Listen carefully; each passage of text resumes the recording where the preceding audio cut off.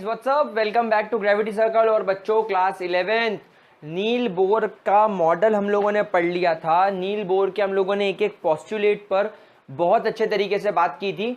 अब नील बोर का काम देखो एक्चुअली वहां खत्म नहीं होता।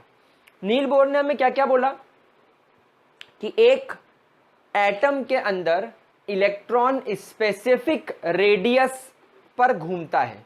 मतलब न्यूक्लियस से जिस शेल में, जिस पाथ पर या जिस ऑर्बिट में इलेक्ट्रॉन घूम रहा है, न्यूक्लियस से उस इलेक्ट्रॉन की एक स्पेसिफिक दूरी है। क्यों?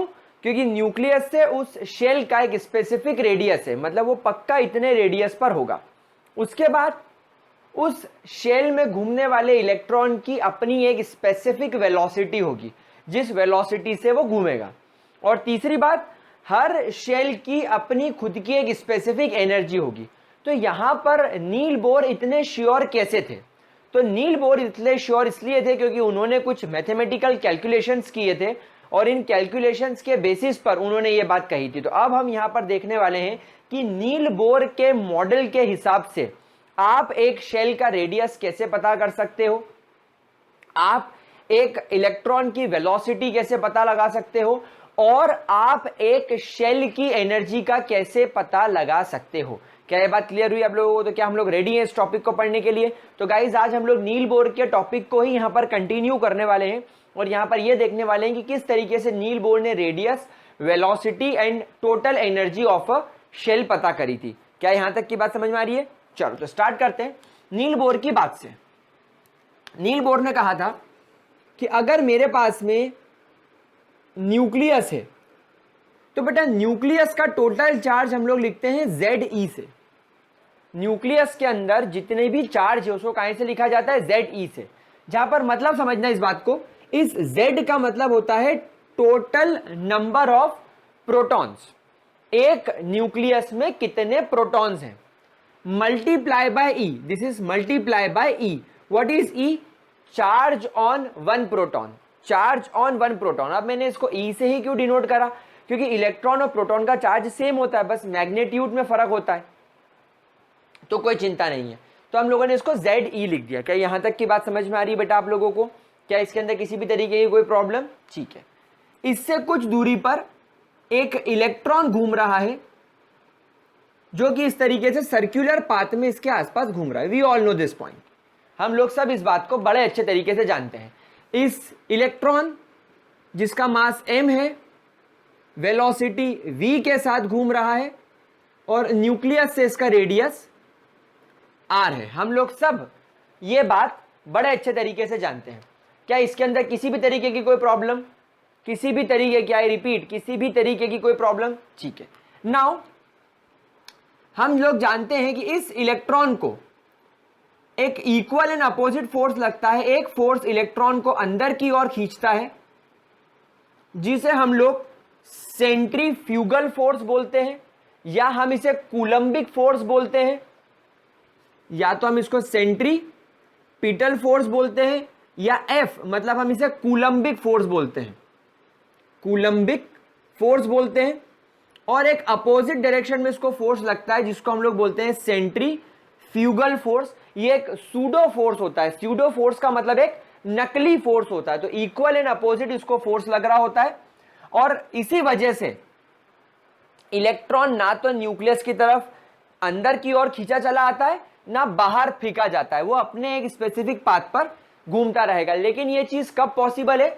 ये चीज तब पॉसिबल है only when centripetal force is exactly equal to centrifugal force। तो अब हम यहां पर क्या करते हैं, सेंट्रीपिटल फोर्स और सेंट्रीफ्यूगल फोर्स के बारे में बात कर लेते हैं। What is centripetal force? Coulombic force.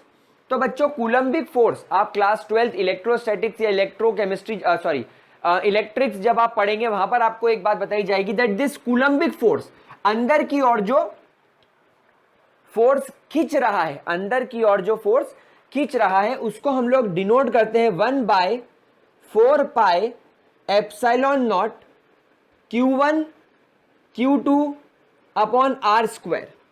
This is the formula of Coulombic force. ये आपके कूलम्बिक फोर्स का फॉर्मूला है। This is what? This is not E naught. इसको एप्साइलॉन नॉट कहते हैं। क्या बोलते हैं?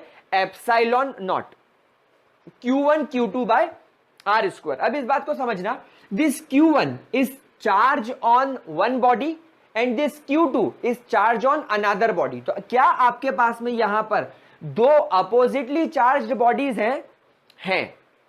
न्यूक्लियस एक पॉजिटिवली चार्ज बॉडी है और इलेक्ट्रॉन एक नेगेटिवली चार्ज बॉडी है। तो this is 1/4 epsilon naught Q1 Q2 upon R square is the formula of centripetal force.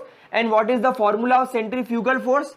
mv square by R, because we know that the electron and nucleus का radius R होता है, तो is equal to mv square upon R. तो this is the formula of centripetal force and this is the formula of centrifugal force. अब एक काम करते हैं, इस Q1 की जगह Zd रख देते हैं, this is the charge on first body. तो ये फॉर्मूला कुछ ऐसा दिखने लगेगा मुझे, 1/4 pi epsilon naught is 4 by epsilon naught Ze and what is charge on body 2E, तो Ze मल्टीप्लाई बाय E।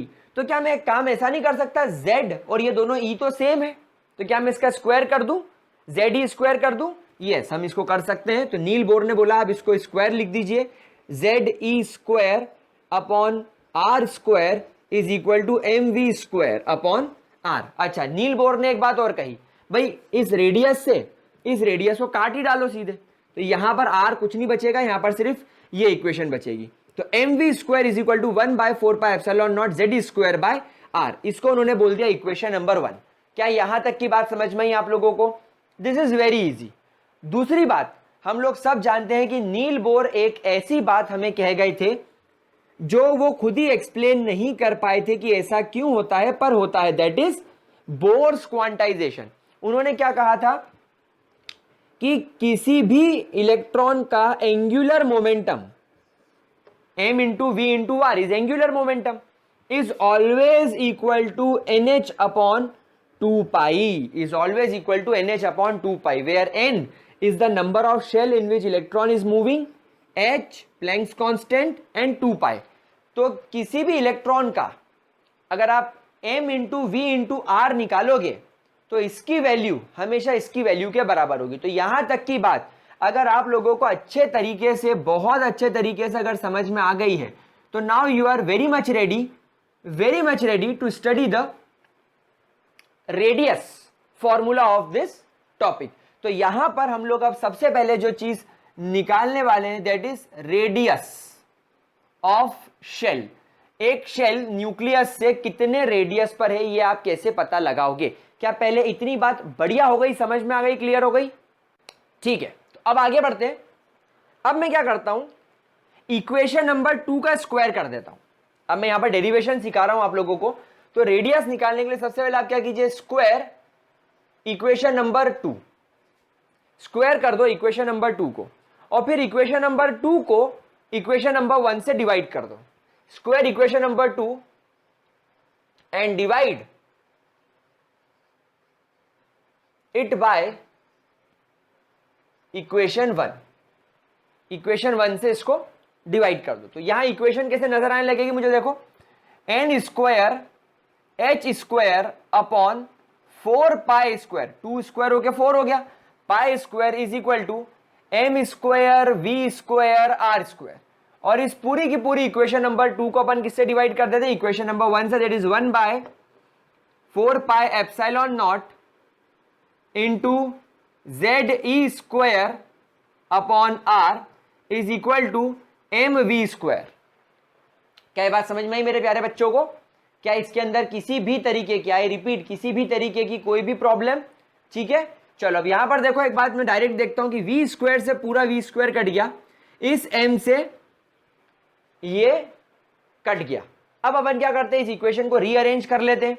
अब रीअरेंज कैसे करेंगे, देखो, ये वाली टर्म और ये वाली टर्म मल्टीप्लीकेशन में आ जाएगी और ये वाली टर्म एंड ये वाली टर्म मल्टीप्लीकेशन में आ जाएगी। तो ये कैसा लिखने लगेगा मुझे जरा देखिए हम लोग, देखिए ये हमें दिखेगा n स्क्वायर h स्क्वायर, ये वाला, और ये 4 पाई एप्सिलॉन नॉट इधर चला गया, तो मैं इसको ऐसे लिखूंगा 4 pi epsilon not multiply by n square h square.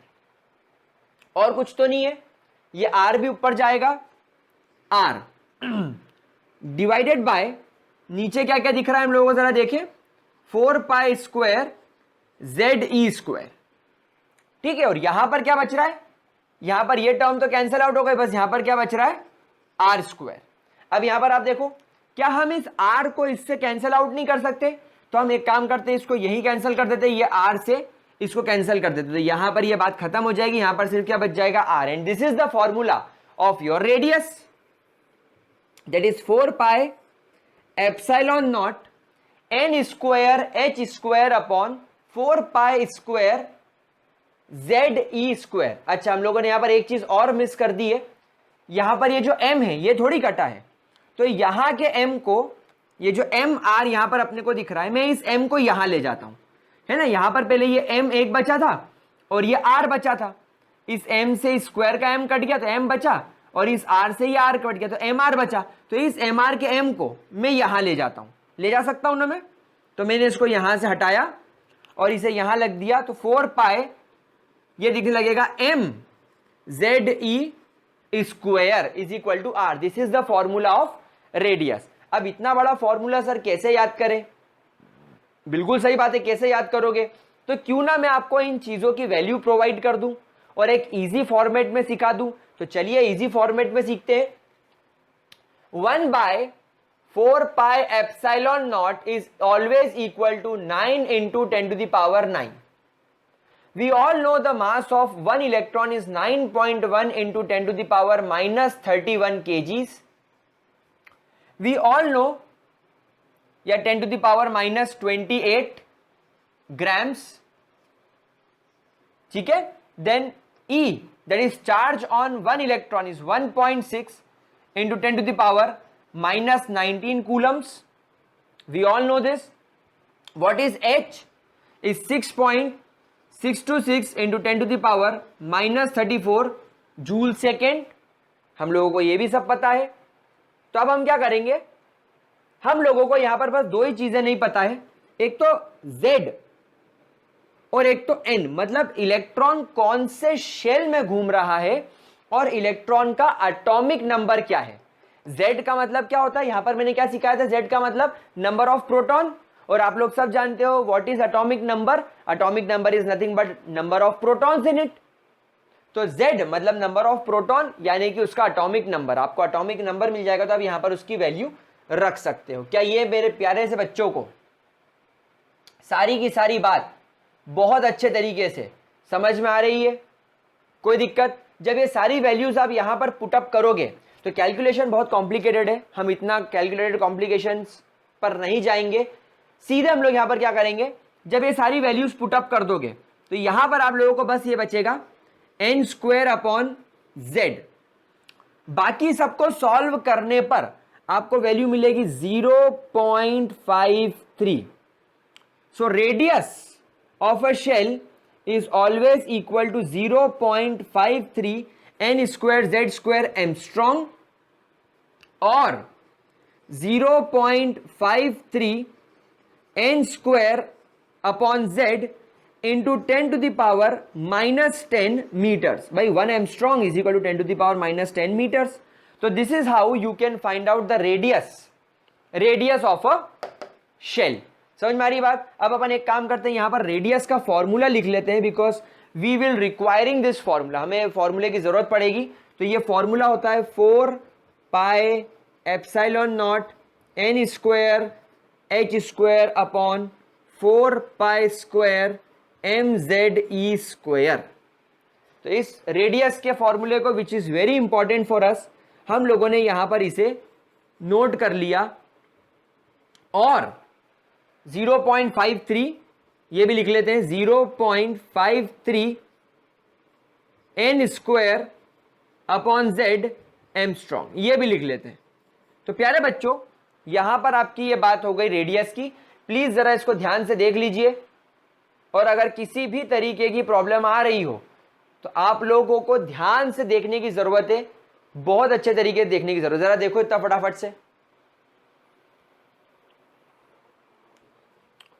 देख लिया आप लोगों ने बेटा कैलकुलेशन, ठीक है। अब जरा एक बात समझो, अगर आप लोग मान लो कि इलेक्ट्रॉन हम, क्योंकि एक बात मैं यही क्लियर कर दूं, बहुत सारे बच्चों के पिछले सेशन में भी ये डाउट गया था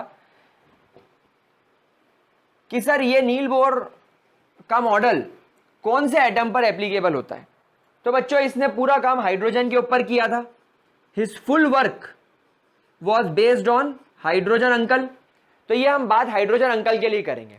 तो अगर मान लो एक हाइड्रोजन एटम है आपके पास में, let's say you have hydrogen atom, तो हाइड्रोजन एटम के Z की वैल्यू 1 हो जाएगी। वी ऑल नो दिस। तो अब अगर हाइड्रोजन का एटम शेल नंबर 1 में है, I mean electron shell number 1 में है, तो किसी भी हाइड्रोजन एटम का फर्स्ट शेल का रेडियस क्या होगा। तो फर्स्ट शेल का रेडियस निकालने के लिए हम करेंगे 0.53 मल्टीप्लाई बाय फर्स्ट शेल में 1 स्क्वायर अपॉन एटॉमिक नंबर 1 होता है, तो इसका 1 आंसर आ जाएगा 0.53 एंगस्ट्रॉम। यानी कि न्यूक्लियस से फर्स्ट शेल का जो रेडियस आ रहा है वो आ रहा है 0.53 एंगस्ट्रॉम। अगर आपका इलेक्ट्रॉन सेकेंड शेल में है तो radius will be 0.53 multiply bye 2 का स्क्वायर विल बी 4। भाई n की जगह 2 रखना है, 2 2 4 और बाय 1 तो कोई फर्क ही नहीं पड़ता। तो 4 3 12, 1 कैरी, 5 4 20, तो 1 यहां आएगा, 2 उधर आ जाएगा, तो 2.12 angstrom will be the radius of second shell. क्या ये बात समझ पा रहे हैं आप लोग। इसी तरीके से जब आप लोग थर्ड शेल की वैल्यू निकालेंगे तो r is equal to 0.53 multiply by 3 3 9, तो it will become 9, 9 3 27, 2 carry, 5 9 45, 5 plus 2 7, 4 उधर चले जाएगा, तो 4.77 एंगस्ट्रॉम। तो बच्चों इस तरीके से आप लोग बड़े आराम से बिना किसी परेशानी के रेडियस निकाल सकते हैं। तो प्लीज जरा इसको ध्यान से देख लीजिए, फिर इसको रब करके वेलोसिटी फाइंड आउट करने की तरफ चलेंगे। बट बिफोर दैट प्लीज इसको बड़े ध्यान से नोट कर लो, और जिनके ऊपर बादल बनाया है या जिनको ये बक्सों में रखा है, ये फॉर्मूले बहुत इंपॉर्टेंट है, तो प्लीज इसको जरा ध्यान से देखेंगे। हाँ बच्चों, हो गया इतना। तो क्या हम लोग ये मान सकते हैं कि आप लोगों को अब रेडियस निकालना आ गया है। ठीक है, चलो। तो रेडियस कैलकुलेशन के बाद let's move on and talk about velocity. अच्छा, एक गड़बड़ मेरे को अभी याद आई, मैंने शायद आपको 1/4πε0 की शायद यूनिट नहीं लिखवाई थी, तो आप नोट कर लो, वरना अपन फिर बार बार इसको भूल जाया करेंगे। 1/4πε0 की वैल्यू होती 9 × 10⁹ newton metre square per coulomb square. Newton metre square per coulomb square, ये इसकी यूनिट होती है, इस बात का ध्यान रखना है ना।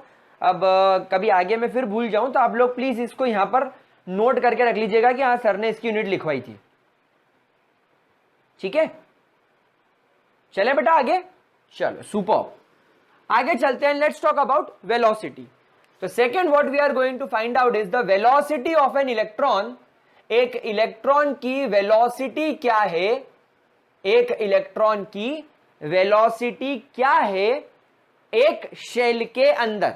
हर शेल में उसकी वेलोसिटी डिफरेंट होगी। जैसे अभी आप लोगों ने देखा कि हर शेल का रेडियस अलग अलग है, फर्स्ट सेकेंड थर्ड फोर्थ का अलग है, मतलब जैसे जैसे शेल बढ़ते आ रहे हैं उनका रेडियस बढ़ता जा रहा है। अब अपन यहां पर बात करेंगे वेलोसिटी की। So now let's say this is our equation number 3। So put the value of equation 3 in equation 2। क्या करा मैंने, सीधा सीधा बोल दिया आप लोगों को कि मेरे प्यारे प्यारे नन्हे मुन्ने राज दुलारे आंखों के तारे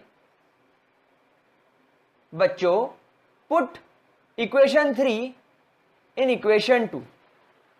put equation 3 in equation 2। mvr, तो मैं एक काम करता हूं, m into v into r की जगह में को ये रखना है, तो r की जगह में ये रख देता हूं, that is 4πε0 multiply by n square h square divided by 4π square mze square is equal to किसके बराबर है ये, NH/2π के। NH upon 2 pi. अब मैं इसमें क्या कर सकता हूं, मैं आपको बताता हूं मैं क्या कर सकता हूं। मैं यहां पर इस n स्क्वायर को इस n से कट कर सकता हूं, इस h स्क्वायर को इस h से कट कर सकता हूं, इस 2 से इस 4 को 2 टाइम्स कट कर सकता हूं, और इस पाई से इस पाई को मैं कट कर सकता हूं। क्या ये बात बेहतरीन तरीके से, शानदार तरीके से, अंड शंड तरीके से समझ में आ रही है? ठीक है, अब अपने को निकालना है क्या, वेलोसिटी। तो ये छुपी बैठी है वेलोसिटी, तो वेलोसिटी को यहां पर रखते हुए मास 4 पाई एप्सिलॉन नॉट NH ये सब नीचे आ जाएगा, और 2 पाई mze स्क्वायर ये इधर चला जाएगा। तो अपन ऐसे लिखेंगे, हम लिखेंगे 2 pi mze square upon 4 pi epsilon naught NH। तो this is the formula of velocity of an electron. आप एक इलेक्ट्रॉन की वेलोसिटी यहां से फाइंड आउट कर सकते हैं by using this formula.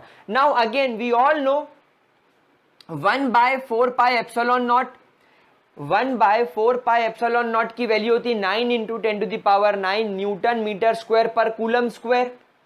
We know H, हमें H भी पता है, Planck's constant 6.626 into 10⁻⁻34 joule seconds. We all know the mass of an electron 9.1 into 10⁻28 grams. We all know the charge of one electron 1.6 into 10⁻34। We all know the value of pi। बस हमें क्या नहीं पता है, हमें वही electron का atomic number नहीं पता है कि हम कौन से एटम की बात कर रहे हैं। हाइड्रोजन है तो 1 रखेंगे, हीलियम है तो 2 रखेंगे, सोडियम है तो 11 रखेंगे। लाइकवाइज वैसे ही काम नहीं करता उन लोगों पे, पर मैं आपको बता रहा हूं एन इलेक्ट्रॉन कौन से शेल में है ये पता चल जाएगा तो मजा आ जाएगा। तो जब हम लोग ये सारी वैल्यूज को पुटअप करते हैं, मतलब हम लोग पाई की जगह 3.14 रखते हैं, मास की जगह 9.1 इन 10⁻28 ग्राम्स रखते हैं, ई की जगह 1.6 इन 10⁻19 कूलम्स रखते हैं, 1/4 पाई एप्सिलॉन नॉट की जगह 9 into 10⁹ newton metre square per coulomb square रखते हैं। एच की जगह जब हम लोग वैल्यूज रखते हैं, तो जब सारी वैल्यूज हम लोग रखते हैं, वैल्यू मिलती है 2.18 into 10⁶ meters per second, and this is the velocity of an electron। लेकिन कैसे? 2.18 into 10⁶ z/n meters per second, z/n metre per second. z आपको एटॉमिक नंबर रखना पड़ेगा, इन n आपको उसका एटॉमिक उसको आपको उसका शेल रखना पड़ेगा। पहले जरा इतना ऑब्जर्व कर लो, पहले जरा इतना देख लो, उसके बाद फिर मैं आपके साथ बात करूंगा। पहले जरा इतना ऑब्जर्व कर लो फटाफट से, ठीक है? इतना नोट करा बेटा आप लोगों ने? प्लीज जरा इतना नोट कर लीजिए।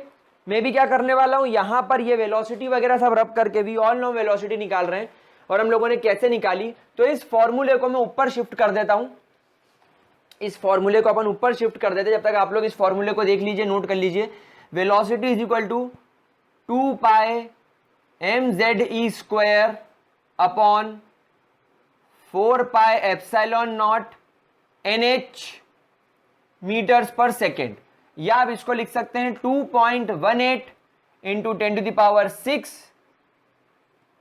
z/m या sorry z/n metres per second. तो this is the velocity formula, इसको अपन रब कर लेते हैं। ये फॉर्मूला आप ऊपर देख सकते हो। तो guys this is your formula number 4, this is your equation number 4। ये आपकी इक्वेशन नंबर 4 बन गई। Very important, highly important. अब let's say we are talking about hydrogen atom. So for hydrogen atom के लिए we all know z is equal to 1। Hydrogen atom के लिए z हमेशा किसके बराबर होता है?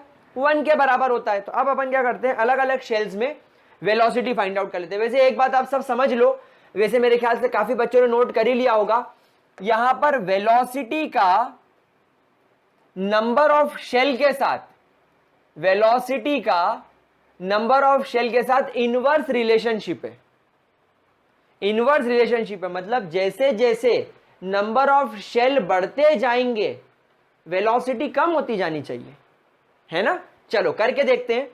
तो अगर मेरे पास में इलेक्ट्रॉन नंबर 1 शेल में घूम रहा है तो यहां पर 2.18 into 10⁻6 multiply by 1 divided by 1, so that is 2.18 into 10⁻6 meters per second will be the velocity of electron, velocity of hydrogen electron in one shell। यानी हाइड्रोजन में जो इलेक्ट्रॉन अगर फर्स्ट शेल में घूम रहा है तो उसकी इतनी वैल्यू होगी।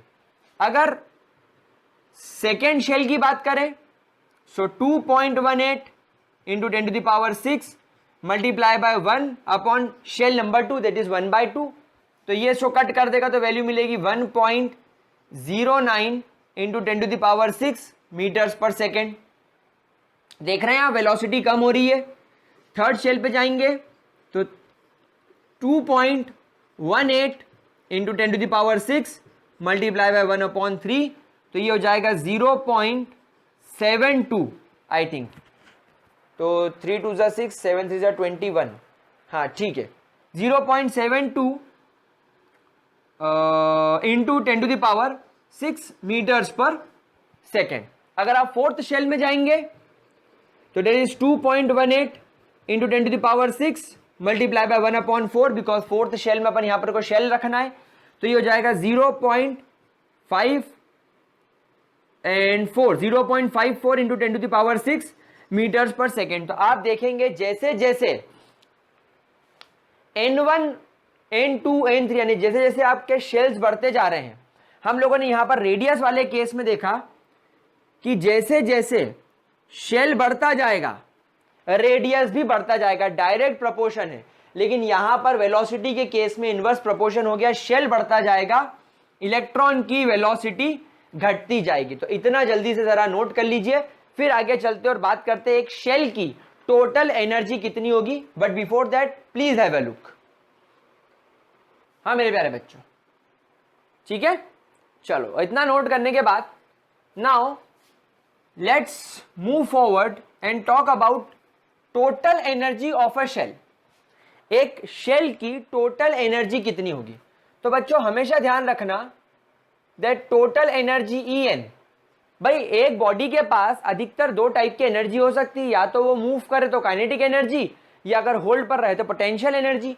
तो we all know that total energy should always be equal to kinetic energy plus potential energy. हम लोग सब जानते हैं that kinetic energy is always equal to half mv square. लेकिन क्योंकि यहां पर हम लोग चार्ज्ड बॉडीज की बात कर रहे हैं, यहां पर पोटेंशियल एनर्जी निकालने का तरीका अलग होगा। अभी तक आप लोगों ने शायद जो क्लास 11 फिजिक्स में फॉर्मूला पढ़ा होगा, यहां पर वो फॉर्मूला एप्लीकेबल नहीं होगा। ये फॉर्मूला क्लास 12th में आप लोग फिजिक्स में डिटेल में पढ़ोगे, लेकिन एक आपको अभी इसकी झलक दे देता हूं। लेट्स से आपके पास में एक चार्ज्ड बॉडी है Q1 और एक चार्ज्ड बॉडी है Q2, और इन दोनों के बीच का जो डिस्टेंस है वो है r। तो ये दोनों एक चार्ज बॉडीज है which is separated by distance. तो दो अपोजिटली चार्ज बॉडीज एक दूसरे से r डिस्टेंस पर रखी हुई है, तो इनकी जो पोटेंशियल एनर्जी निकल कर हमारे सामने आएगी that is 1/4 pi epsilon not. क्योंकि ये चार्ज बॉडीज है तो ये एप्सिलॉन नॉट वाली कंडीशन जरूर लगानी पड़ेगी। Q1 into Q2 upon r divided by distance r। तो ये इनकी इस तरीके से पोटेंशियल एनर्जी हो जाएगी। क्या ये बात समझ में आ रही है मेरे प्यारे बच्चों को। तो this is the potential energy. आप लोगों को ये फॉर्मूला अभी थोड़ा सा ध्यान रखना पड़ेगा, क्योंकि अभी आप लोग फ्लो में कहीं दूसरा पोटेंशियल एनर्जी का फॉर्मूला ना लगा दे। तो यहाँ पर चार्ज बॉडीज है इसलिए पोटेंशियल एनर्जी का फॉर्मूला हो जाएगा 1/4 pi epsilon naught Q1 Q2 by r। Now we all know that Q1 is ZE and Q2 is E। लेकिन पोटेंशियल एनर्जी के अंदर चार्ज मेंशन करना बहुत जरूरी होता है। अभी तक आप लोगों ने देखा होगा, आप लोगों ने सोचा होगा कि सर इलेक्ट्रॉन का चार्ज तो अपने को -E लेकर चलना था, यहां पर आप लोगों ने तो +E ले लिया। तो बेटा रेडियस के अंदर, वेलोसिटी के अंदर चार्ज की वैल्यू से कोई लेना देना नहीं होता। भाई आपको तो डिस्टेंस पता करना है, उसमें चार्ज से क्या लेना देना, माइनस प्लस से। लेकिन जब टोटल एनर्जी की बात की जाती है तो टोटल एनर्जी में नेगेटिव चार्ज पॉजिटिव चार्ज आप लोगों को बताना पड़ता है टोटल एनर्जी की, क्योंकि बात चल रही है। आप कोई लंबाई नहीं नाप रहे हो या आप कोई स्पीड नहीं नाप रहे हो, आप यहाँ पर एनर्जी नाप रहे हो। एनर्जी में पॉजिटिव नेगेटिव मेंशन करना पड़ता है। तो यहां पर हम लोग क्या करेंगे, जो इलेक्ट्रॉन का चार्ज है उसको डेफिनेटली माइनस ई लिखकर चलेंगे।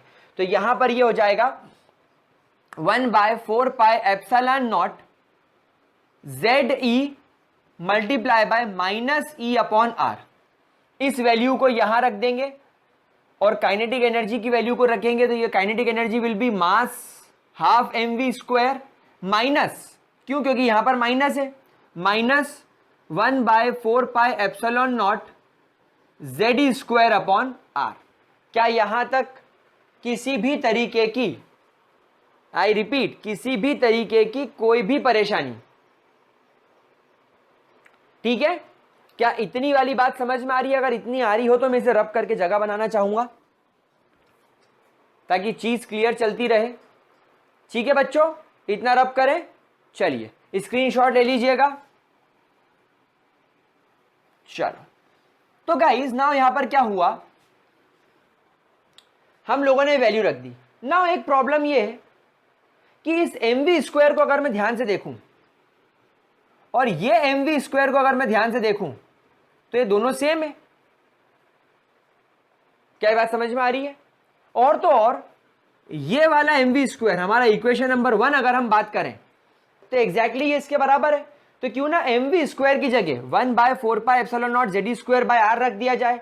नेकी और पूछ पूछ, तो हम क्या करेंगे, put the value of equation number 1 over here. तो अब ये बन जाएगा 1/4 pi epsilon naught ZE square upon R minus 1/4 pi epsilon naught ZE square by R. अब आप देखो ये हाफ है और ये ओवरऑल ये जो वैल्यू है ये 1 है। भाई ओवरऑल वैल्यू 1 है तो this is 1, this is half. Half में से 1 गया तो माइनस हाफ बचेगा। तो value should be minus 1/2 1 upon 4 pi epsilon naught ZE square upon R. क्या यहां तक की बात आप लोगों को टोटल एनर्जी की समझ में आ रही है? क्या यहां तक की बात आप लोगों को टोटल एनर्जी की समझ में आ रही है? प्लीज जरा इतना ध्यान से देख लीजिए जल्दी से। मैं इस वैल्यू को यहां पर लिख देता हूं। ये वैल्यू यहां तक आ चुकी है, माइनस